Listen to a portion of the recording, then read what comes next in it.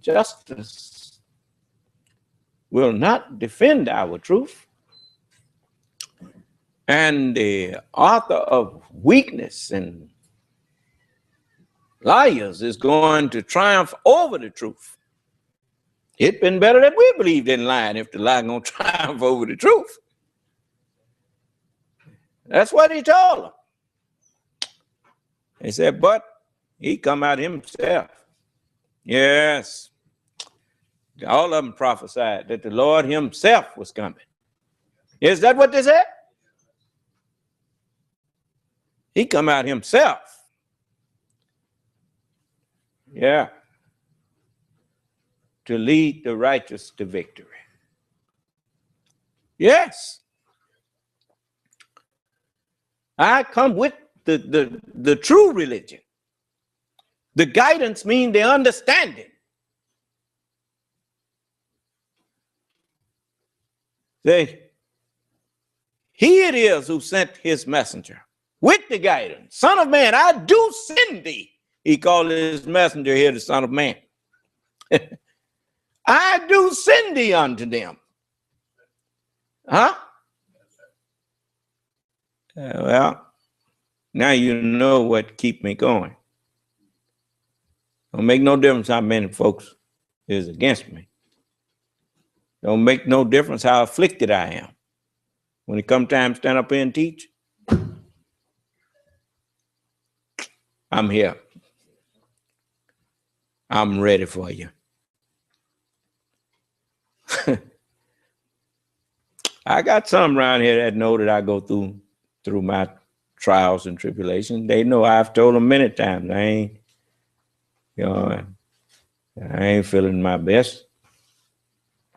And man, I'll be glad when it's over. But when it come time to stand, I'm up here. Huh? Allah told me, he said, don't you worry about it. When I go to offerings, sacrifices and offerings for my shortcomings, he said, you just give them my word. Let me worry about saving you. That's right. He said, because they most rebellious, so I know how they're going to treat you. So, but I sacrifice you into that to try to save the rest of them. That's right. So I think that poor woman done had enough sleepless nights. I think she need to be let her sleep. Let them rest. So I don't carry ill will towards people. Not for long. I actually don't carry it at all. If they just straighten themselves up, that would be enough for me. Some of them ain't got sense enough to apologize when they know they done wronged somebody. So you have to take that into consideration, that they don't have sense enough to do it. And just forgive them anyway.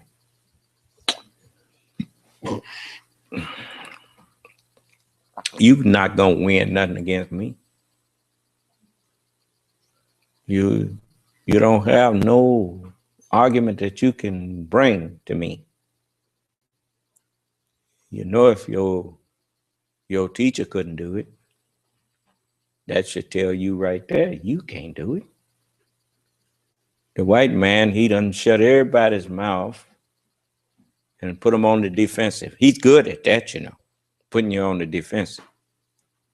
You say something about him, then he turn around and say you anti-Semite, or you this, or you that. You notice he don't say that to me. Huh? They don't come in here and say nothing to me like that foolishness. No. Well, he's scared I might start asking him some questions and embarrass him. And he's right. I will ask him some questions and embarrass him. You see? You know, this that song, Glory, Glory, Hallelujah. He has sounding off a trumpet that shall never sound retreat. Yeah. Any of y'all know that, the rest of that? Also, it talks about his judgment seat there. Yeah. This trumpet don't sound retreat. No, sir. Forward ever, backwards never. No, sir. I don't have to retreat. When you retreat, they putting you on the defensive. You see, they started this. Attack. They now done discovered that it was a lion laying down there with that lamb. Sir? Where's that part where he sounded off a trumpet that shall never sound retreat? Yeah. He sounds from the trumpet that shall never call retreat. He is sifting out the hearts of men before his judgment seat. Yeah, that's exactly what I'm able to do. I find out what's in you. I know how to talk to you and pull out what's in you. You may hide from that. Remember, I did that to Geno Jennings. When I walked out of his place, his people was apologizing and saying, we ain't never seen him act like that. You ain't never seen him until I got there. Yeah, I know he was acting magnanimous with everybody else. But I show you that wolf that's hiding up under sheep's clothes. Huh? Yes, sir.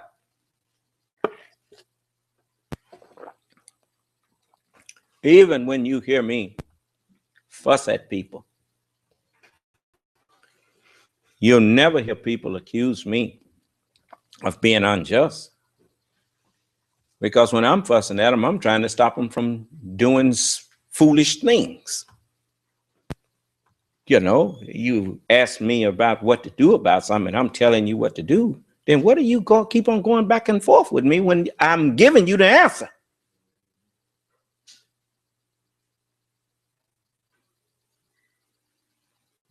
Don't ask me what to do if you don't want me to tell you.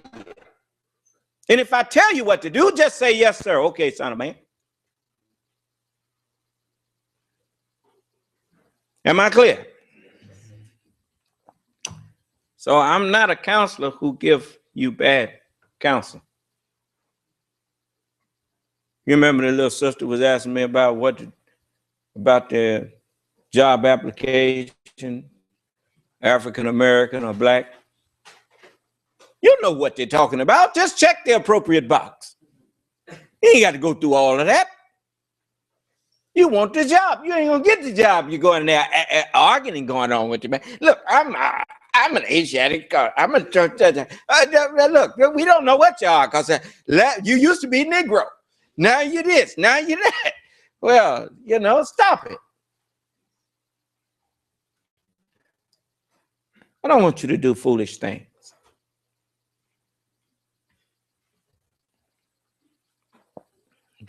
You know, it is beneath us. It is beneath the dignity of who you are to get into frivolous, unnecessary argument with people.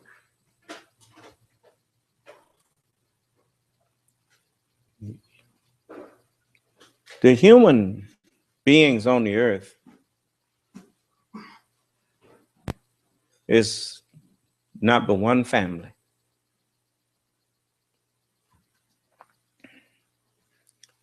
You will either start treating each other like family, or you're not going to be able to remain perpendicular to the plane of the earth. Your evil, for instance, what did God say about sin? The wages of sin is death. Don't make no difference what kind you're doing. The wages of sin is what? So everybody is actually deserving to be killed.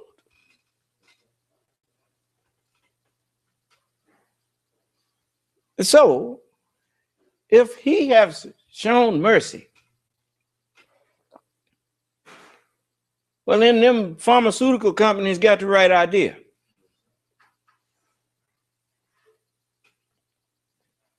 If you want to kill somebody, I ain't gonna help you. That's what they're telling them. You go make your own drug to kill people with. I'm not finna keep on supplying you with drugs to kill people. And the Lord looking?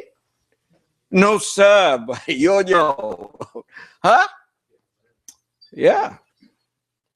So I admire them for that. Next, they need to stop that old shell game of producing drugs that they know is actually going to kill people. It will harm some and maybe help others, but they know that there's going to be some lawsuits, but they make so many billions off of it, and then they pull it or say that this drug have been found to do this or that, get into the class thing. That's a shell game. That's a game they playing. They better stop that. That never would have started if they actually viewed each member of the human family as really their family. You wouldn't do that to your family.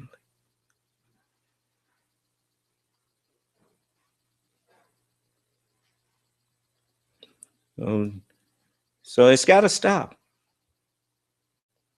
You want to know what would be a good weather vane or a good yardstick by how you will be able to tell if you are becoming a really righteous person. It's when you feel kinship and truly compassion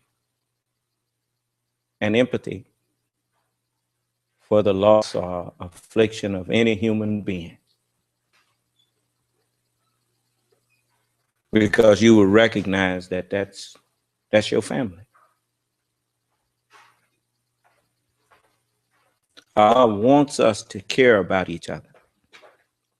It's like that song that Marvin Gaye sung in that anthology album of his. It says,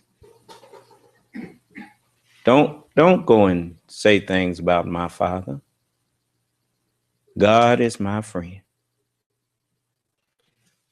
It's just like Abraham was talking. He made this world for us to live in and gave us everything. And all he asks of us is that we give each other love. Love your mother. Love your father. Love your sister and love your brother.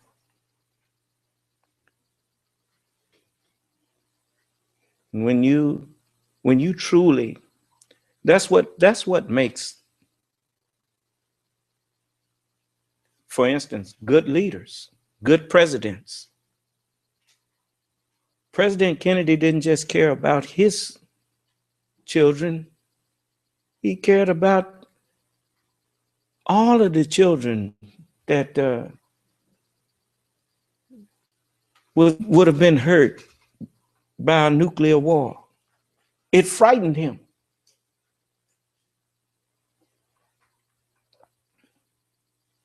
Look at President Obama. He cares about people. I mean, you notice the one thing that struck me about Joe Biden was this here. I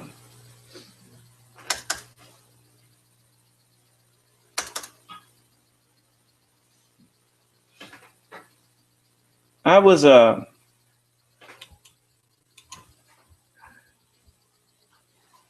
certain things you can't fake.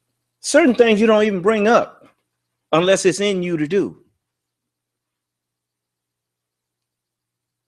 Now, I want you to hear him talk about his parents.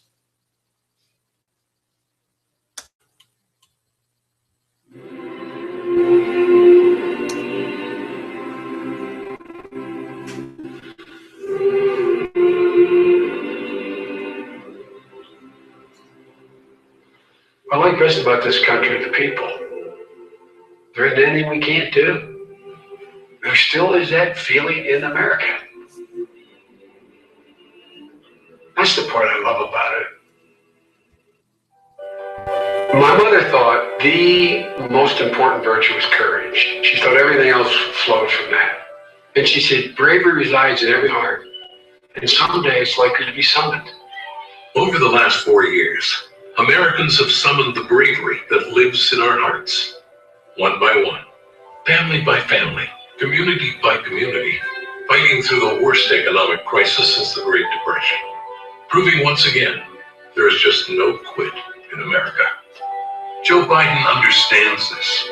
It's what you learn growing up in Scranton, Pennsylvania, and Claymont, Delaware. It was a neat place to grow up. I mean, we thought it was, and still do think it's completely normal.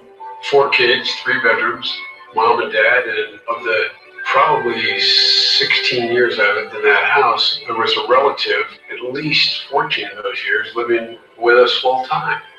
My parents never doubted for a second I could be president or vice president, but there was this notion that nobody is better than you, you're no better than anyone else, but nobody's better than you. And in this country, you can be anything you want to be. And I think that sense of optimism is what he feels for America. His parents taught him the fundamental truths that make this country special. Basic beliefs that have defined what it is meant to be middle class for generations. Middle class wasn't a number. It wasn't your net worth. It was more of a value set.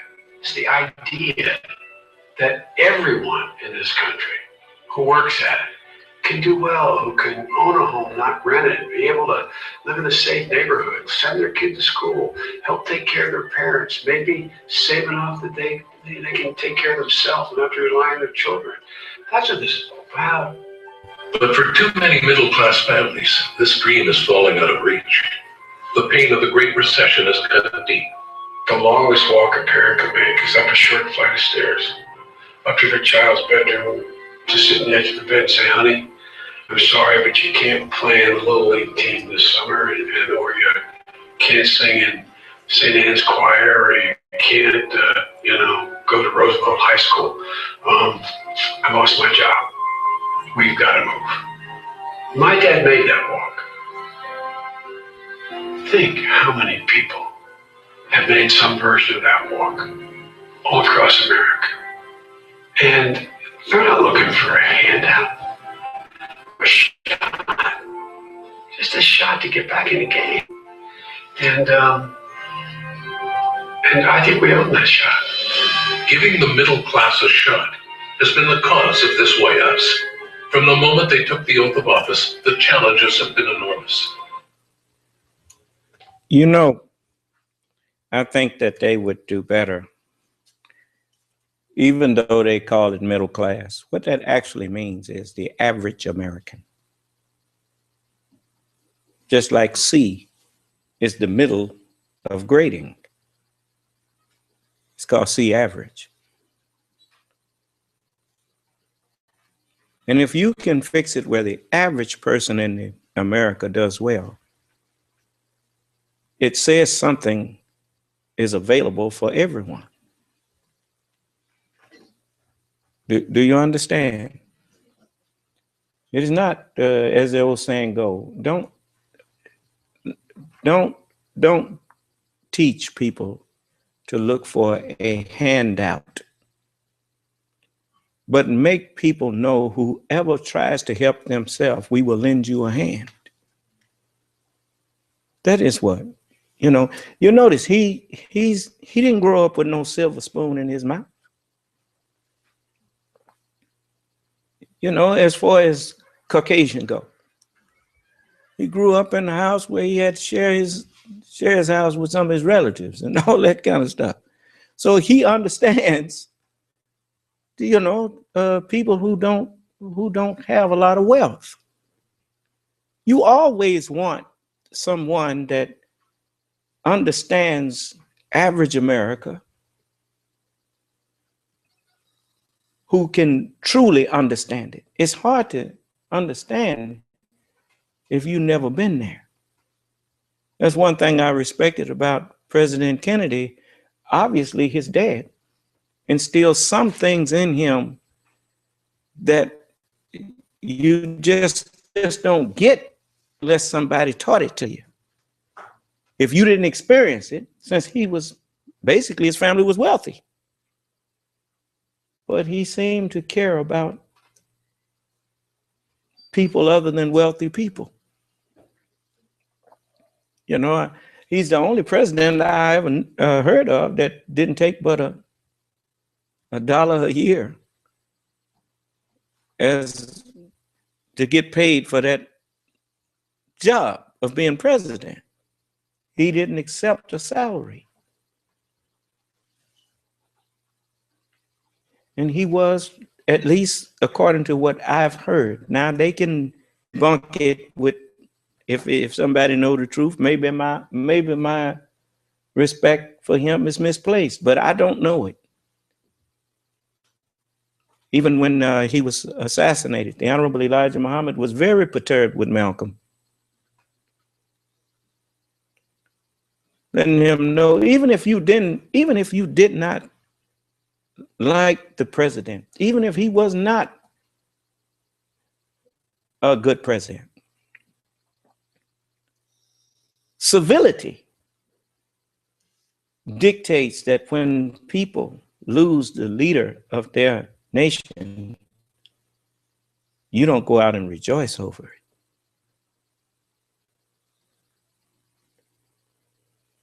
But the Honorable Elijah Muhammad, he was the teacher and example of what righteousness is for us. And that righteousness dictated that he denounced Malcolm in front of the world, since he acted like that in front of the world. The messenger said when he was speaking, when Minister Malcolm spoke, he spoke for Malcolm. He was not speaking for the Nation of Islam. We too mourn the death of our president. He didn't have to say of our president, but he said it. He could have just as easily said, we too mourn the death of the president of the United States, but he didn't say that.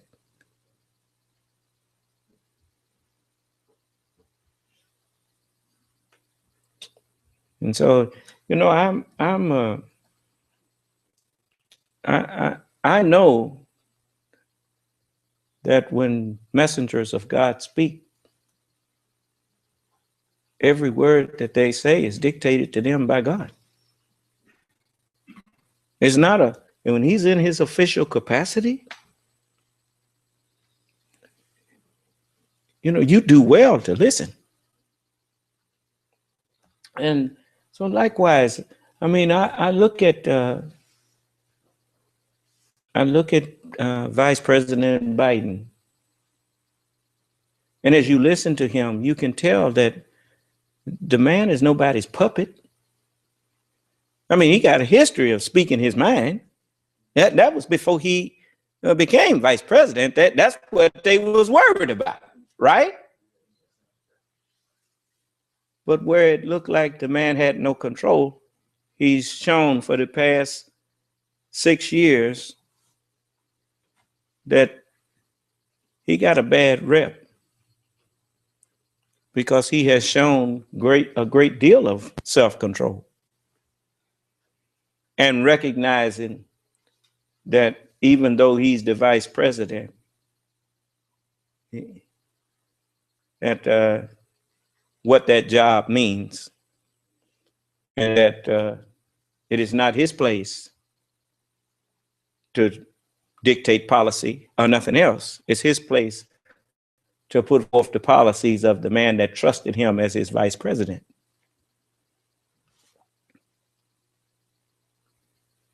And he's shown that he's a trustworthy man in that sense. And I would feel honored to have him as the next president of the United States. I sure would. Because he seems to have self-respect. And if he did not agree with President Obama, he wouldn't have been his running mate. He wouldn't have took that job.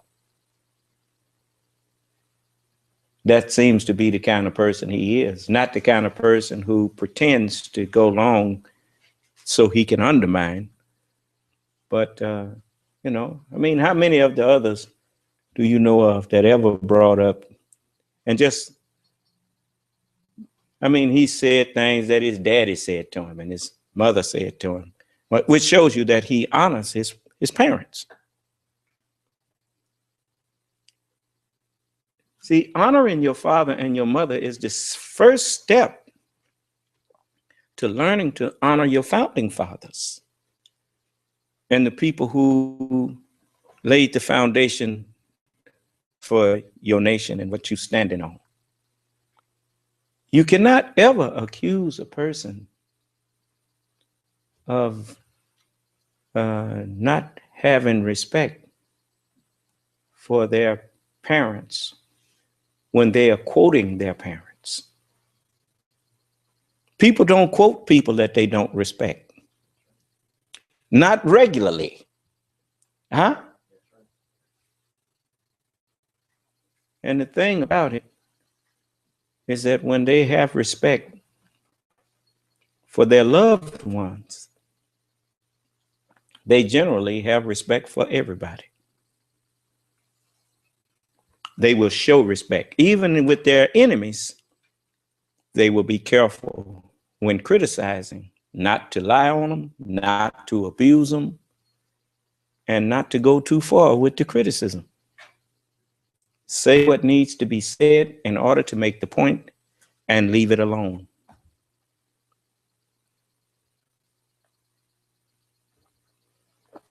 So, you know, I thought this was a beautiful clip that they had on YouTube that kind of summed up the character of Vice President Biden.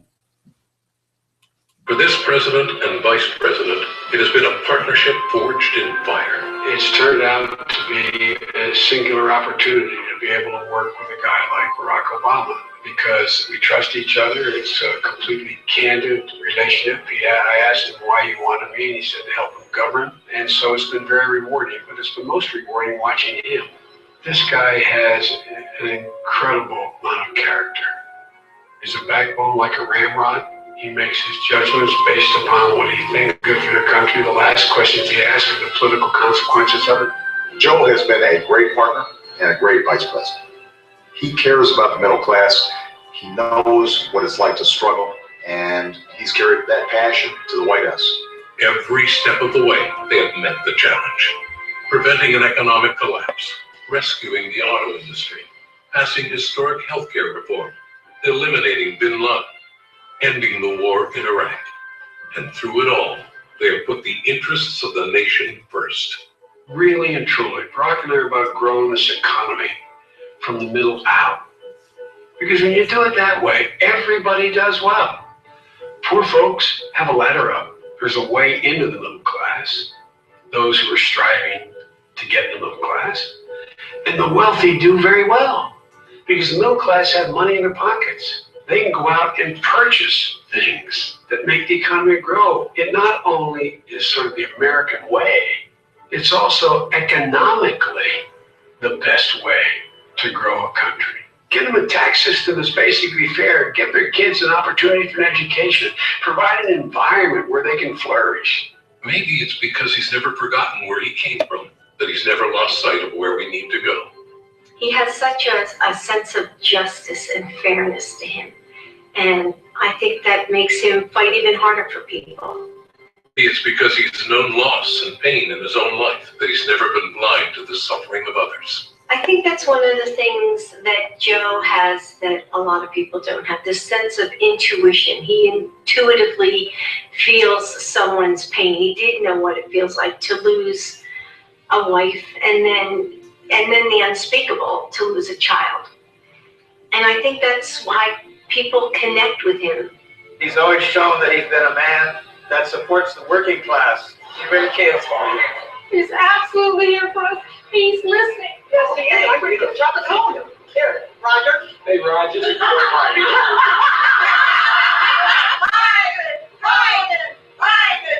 Maybe it's because he's never doubted the American people, that he's never doubted America's future. It's never been to bet against America. I know I get criticized for saying that to foreign leaders, but I will not stop saying it. It's never been a good bet to bet against America. We're in a fight for the middle class, and there's nobody I'd rather have in that fight with me than Joe Biden. He's the husband of a teacher who knows teachers should be lifted up, not torn down. He's the son of an auto man who never doubted the American auto industry would once again roar. He's the author of the Violence Against Women Act, who's had the courage to stand against the abuse of power his whole career. He's the father of an Iraq war veteran who believes our one sacred obligation is to take care of those who have served this nation. I can say with absolute certitude, I am more optimistic about America's chances today than I have been my entire life. Grit, determination, resilience, optimism. That's been the story of America, the story of ordinary people with extraordinary courage, overcoming extraordinary obstacles, and always moving towards a better day. Joe Biden knows that story. He's lived it. Our Vice President, Joe Biden.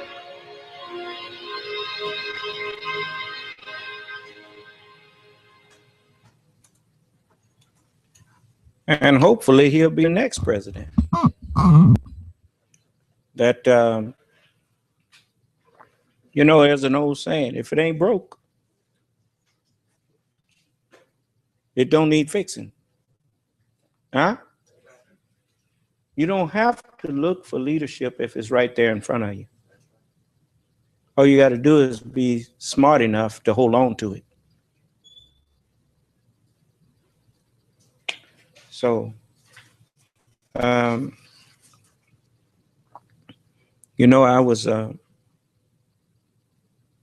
thinking about so many things. But if only those who was in the nation had trusted the Honorable Elijah Muhammad when he told them that this teaching was going to raise up the spirit of truth.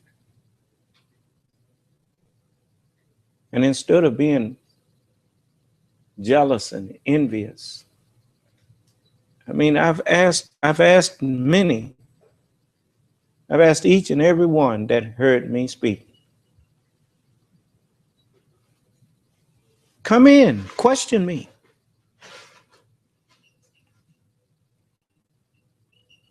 I'm not running from your questions. Question me all you want. And see if I'm who I claim to be.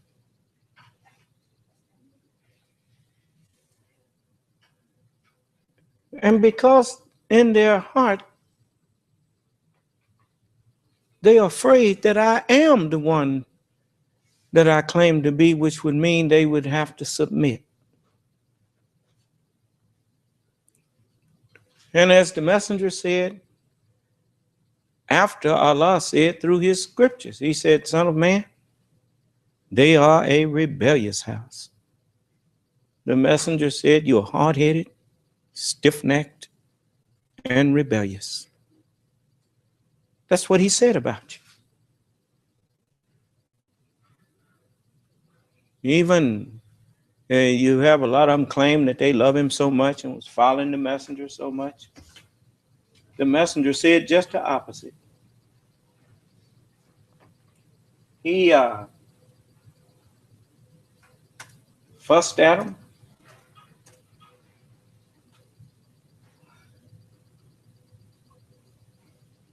Here it is right here. There is much I want to talk with you about, but I must not forget to tell you this. I don't go to the nations of the East to get something from them for myself. I get that for you. And now you are spreading all over the path that I've been trying to make for you. Absolutely destroyed. Because you want to be the big boy for yourself. And you are making yourself the little boy. What I have been told that you are trying to do, when I have gone along, I feel like a foxtrot. I want to hide my head in the sand. You foolish night. As soon as I went and began to talk, trade for you with J-Pan, you hustled there. Now remember, he's talking to people who say that he follows his followers. He's fussing at people who claim to be his followers. So when you hear these people coming up all the time, call themselves fussing at me, because I'm doing what the Honorable Elijah Muhammad said that I would do, and trying to pretend that they were such great lovers of the messenger, remember these words that the messenger had to say to them in 72. Want to try to get a private trade for yourself. Such foolish people.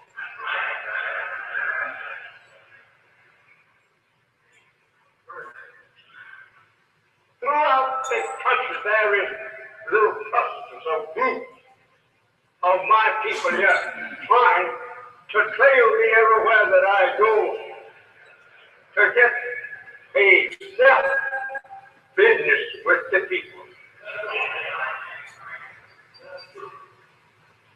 If I would go to Russia, you go in there. I can get into Russia today for you if I want it. But I respect the American government. I won't go and grab that in to help me. I don't need them.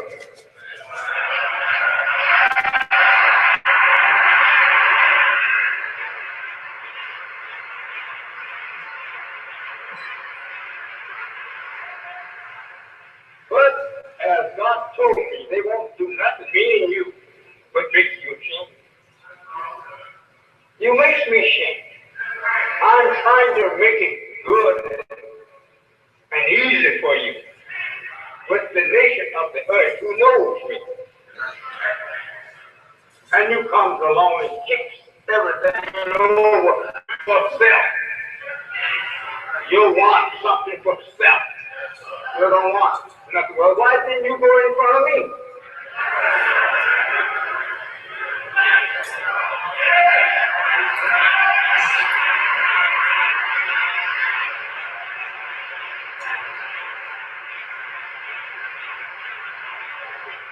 This is what you have done for the good things that I'm trying to set up for you. Coming on behind me, asking the people to deal with you. You are the most sinners people ever lived on the earth. You don't want no leadership. The Holy Quran teaches me that. But every one of you want pages spread out for yourself.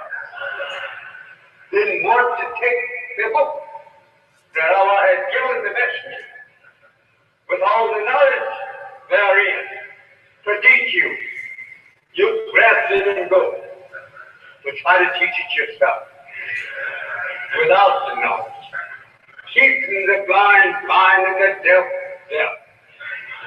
The dumb without a language of justice and righteousness. You are crazy people. Nobody wants you but God and myself. You will.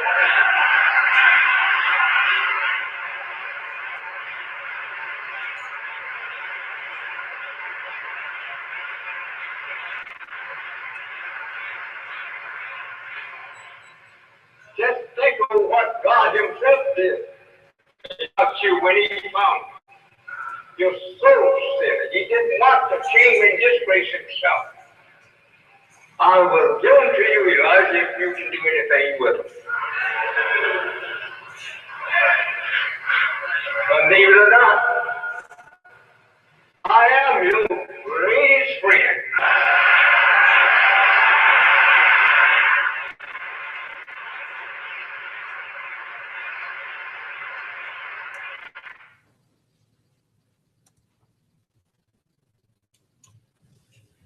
As He's told you, you don't want no leadership.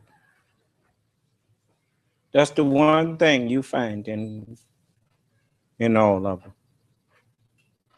They don't really believe in Malcolm. They just use him to justify rejecting me. That's the way they did WD. Used him to justify rejecting me. If they really thought that he was the one, they wouldn't hesitate to hear. They wouldn't hesitate. They'd be up in his face telling him, this man over here saying he's the Son of Man. Come here and put him in his place. Huh? But they don't go and bring those that they claim is the qualified one, because they already know that it's me. I'm the qualified one. But as the messenger said, they don't want no leadership. They want to be up over people and want people looking up to them while they look down on people that's looking up to them.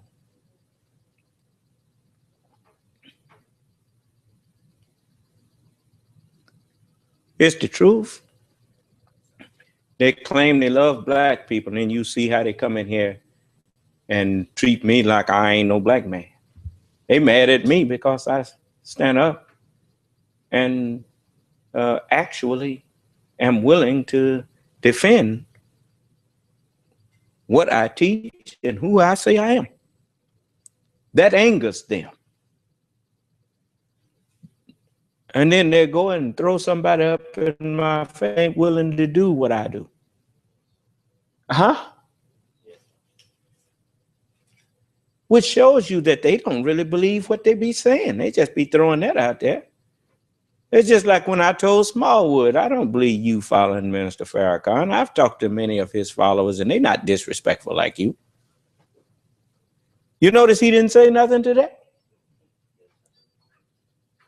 You know,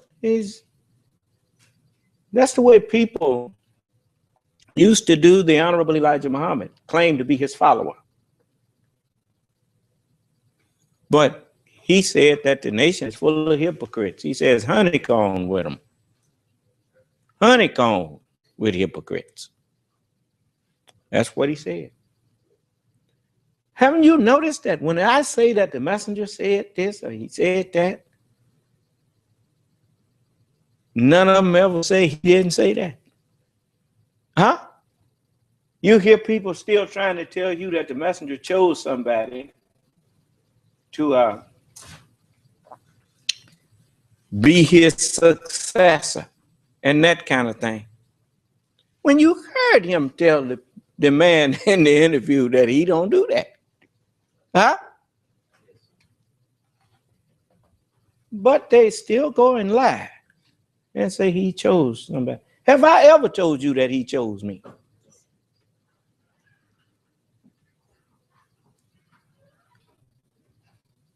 I was born the Son of Man. It had nothing to do with him choosing me.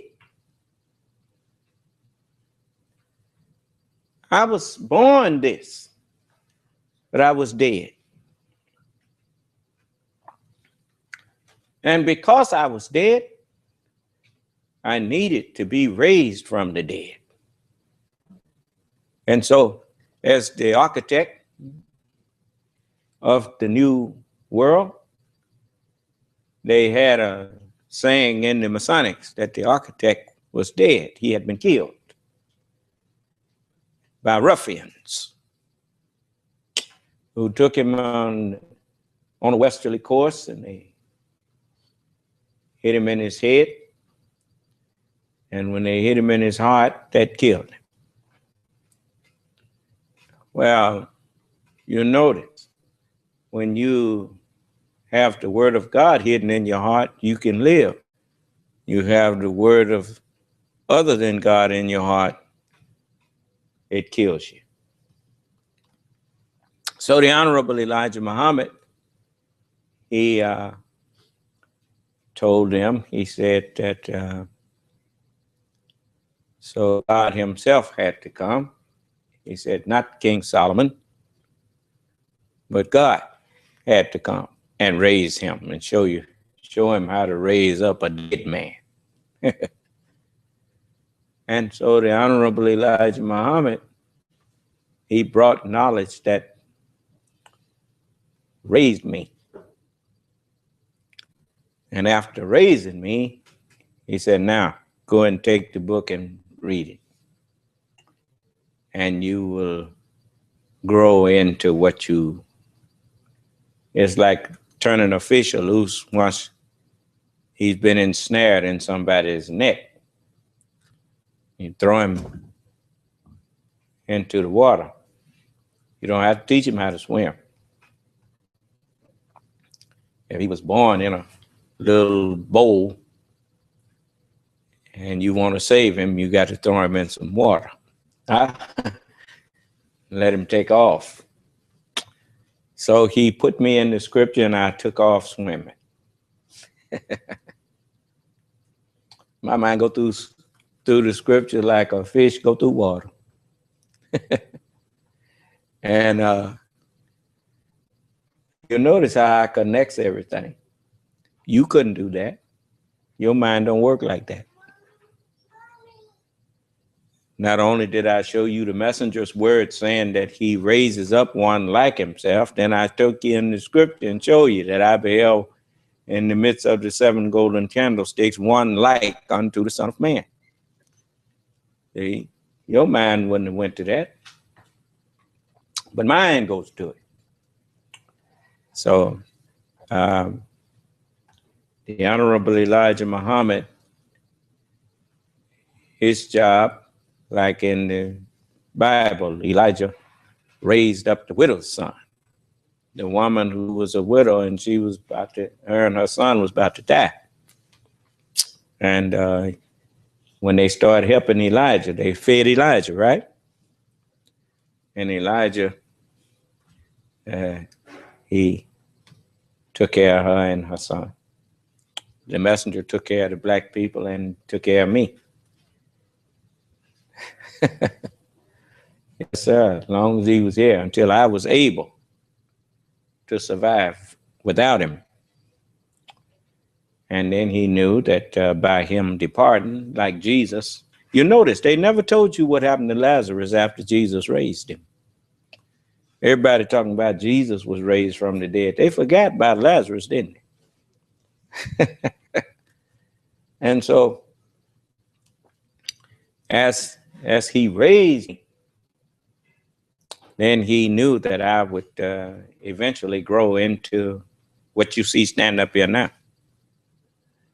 And I can stand before the whole world now because I've mastered what he gave me. He told me, he said that it does no good to give a man something that he cannot master.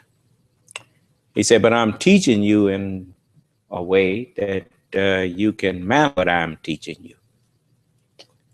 And that is what he did. He gave me knowledge that he knew would couple with what I had in my head already of scripture. And so I'm able now to master. You notice I don't just teach on Yaqub and how he made white folks. I teach you things that the messenger never even shared with you. That Yaqub was, when he was looking at those two pieces of steel, he didn't just see that one controlled the other. He saw that one with the magnetism in it could control the one that didn't have any. And because you can't take two magnets and one control the other. They just don't do it. The one that you try to do that with, it will flip around and go to and become one with the one that with the one that you got in your hand. If you hold it close enough, they'll unite with each other. Isn't that right? But if you take a piece of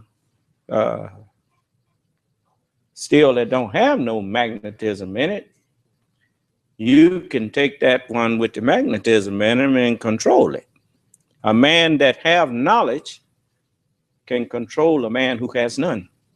You understand? That's what Yaqub knew. That's why we were, we had to. He taught his people, white people. Remember, Yaqub's name was changed. Yaqub, Jacob, was one man. Israel is one nation.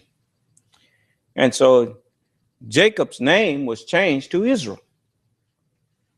And they had robbed us of knowledge and understanding of who we are and who they are and where we came from and how we got here and all of that. And they false knowledge.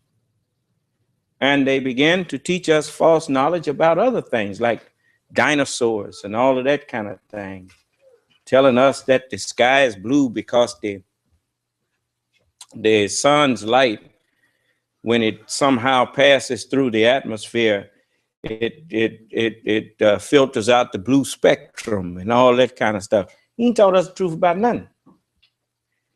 And so he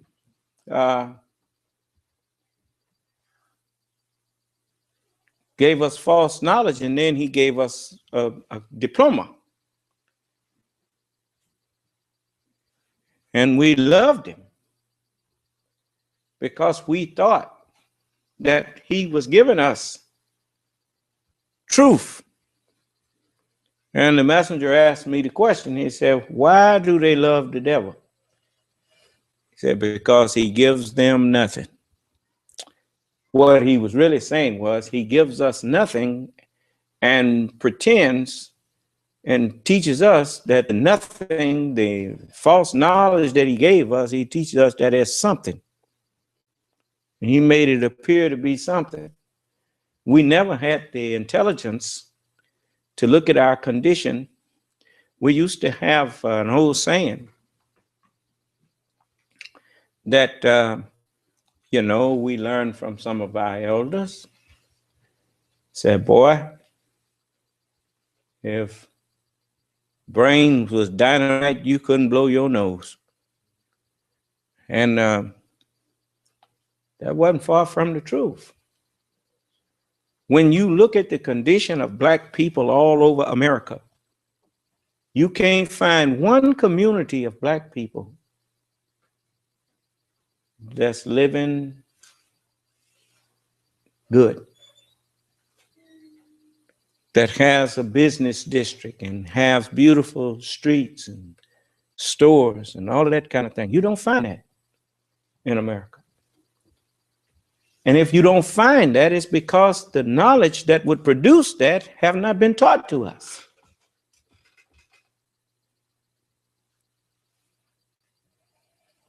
But we walk around posturing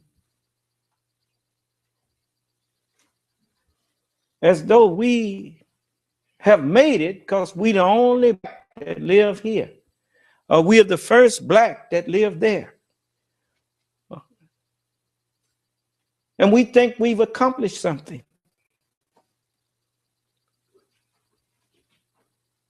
The 100 most influential black people in America, ain't no influential black people in America.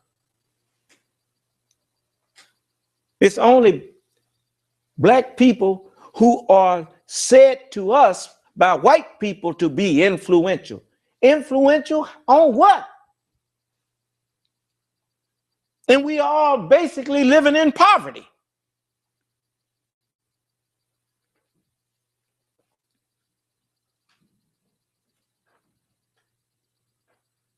We got to put a stop to it. I need 83 more, y'all. We got 17. I need 83 more to give me a call and let me know you're going to help me, that you want to help.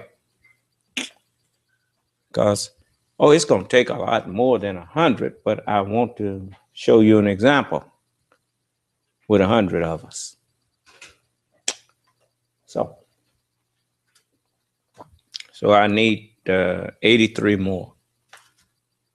You call me at 601-786-1332. I'd prefer you to call me on that so I can just add you. But you can reach me at 786-9742 also. The devil hear me saying it, so he may route your call where it can't get through. But he gonna be paid for that, to show you he's scared. He don't want you to hear me,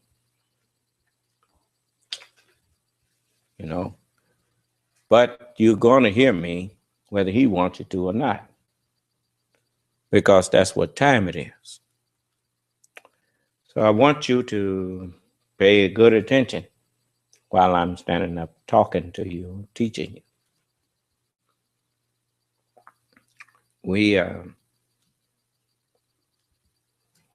We cannot no longer boast of our education when our education has not enabled us to unite as a people. And like other people, do that which is in our own best interests.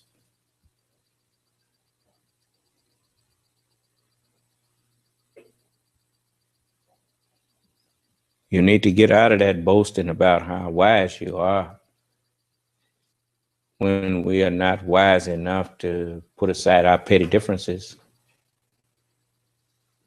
and unite on what's good for the whole.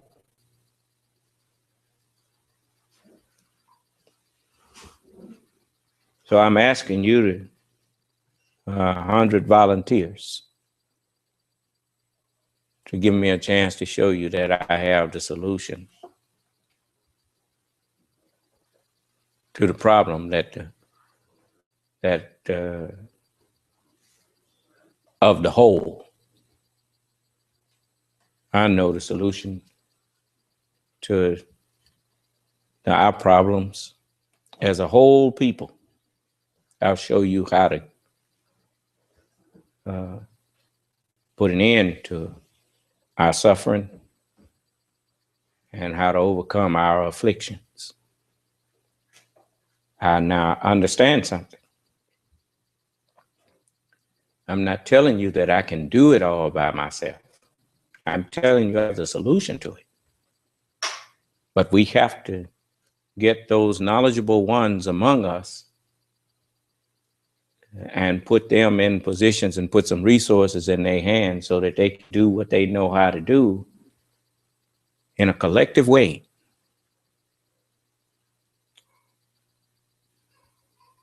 To heal us.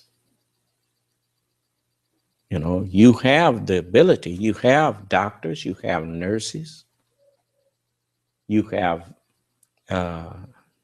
engineers, you have black people with all kinds of technical knowledge. We'll do just like that song say. Wake up all the teachers, put them in a position where they can teach a new way. Wake up all the doctors to heal our people. Let them design their own hospital and we build it for them. That's right. We can get the bankers together and establish our own banks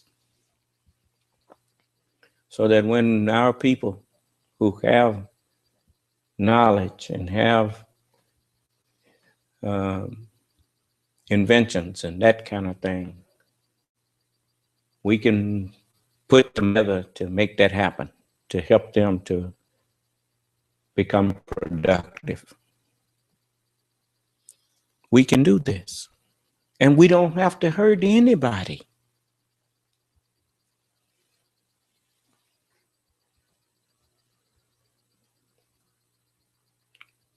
That's the beautiful part. We don't have to step on nobody to get up. All we got to do is get up off the floor and stop people from stepping on us.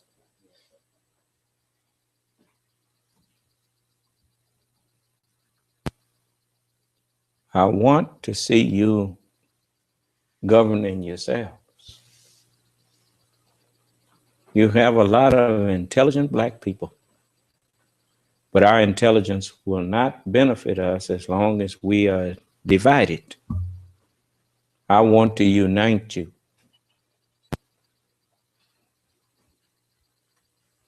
That's what I want to do. Stop you from giving away your money and getting nothing back for it.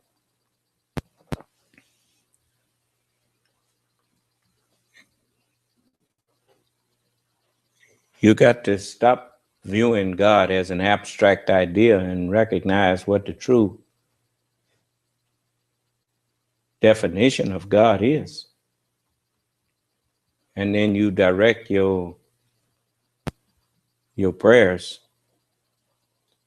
in the right direction, and you will discover that God truly does answer prayers. That's right. Yeah, but you will also discover that you won't have to be asking for too much, because he be done answered you before you ask. That's right. We know what you need, and we will show you how to use your talents to get what you need. Your unity will put everything else at your disposal and within your reach. All you gotta do is unite and throw off the shackles of vices and all those things that keep you from being a dignified human being.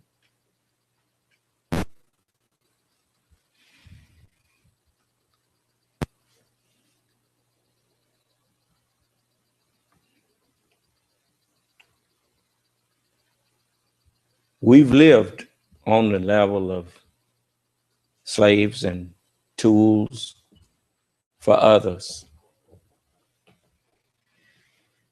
We know how that feels.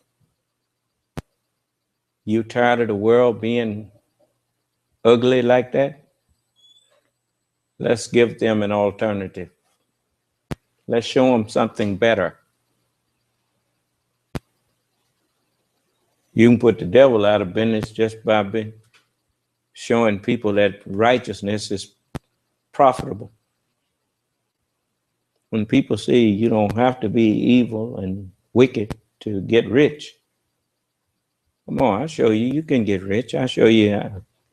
I'll show you can make yourself and your people as rich as you want. I'll show you how to do it.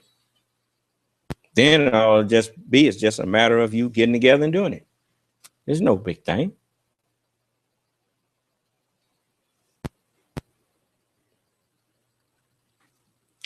So before I let you go, I'll give you the numbers again.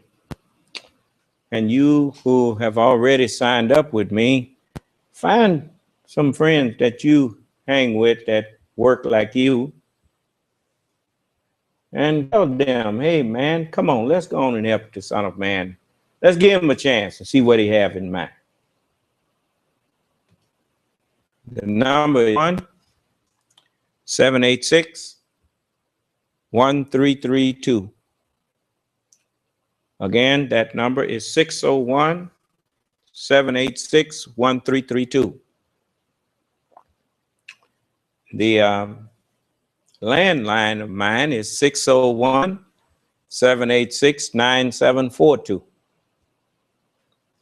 601-786-9742.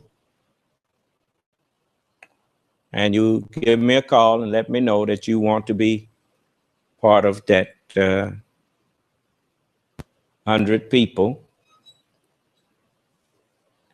that want to help me to get the ball rolling on Black people getting up out of our poverty-stricken condition all over the world. All over America first, and all over the world. Because once people see what we do and see how easy it was for us, they'll just do what we did. So,